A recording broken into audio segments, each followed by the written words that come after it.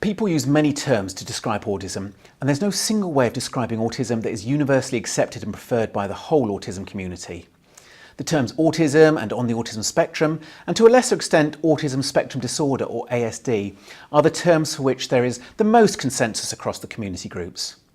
Some people do not like the term disorder and say ASD stands for Autism Spectrum Diagnosis, while others use the term Autism Spectrum Condition.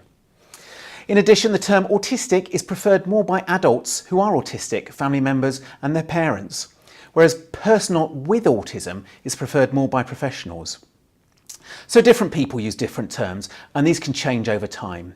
In this MOOC and throughout the tasks, we will be sensitive to these differences and also encourage tolerance as we're all working together to better understand autism.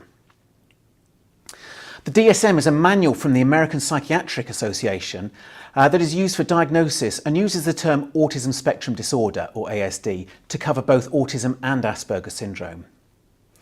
ASD is defined by two key criteria. Firstly, a persistent social communication and interaction deficit in multiple contexts.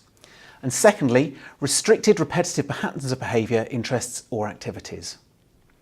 Both these criteria must be present for our diagnosis to be met.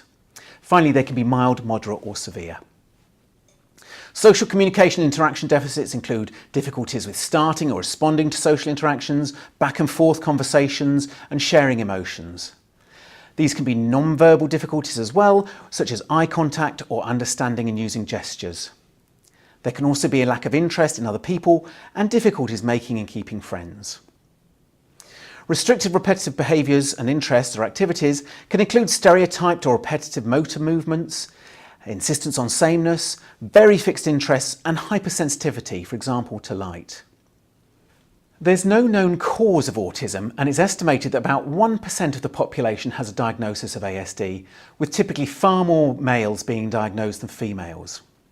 Recently, however, there's been increased interest in whether females are being missed, as they are better able to mask the characteristics of autism and are more likely to be diagnosed with anxiety or depression as a result. The picture is complicated, as there can often be high levels of anxiety associated with autism, and many people with autism also have an intellectual disability.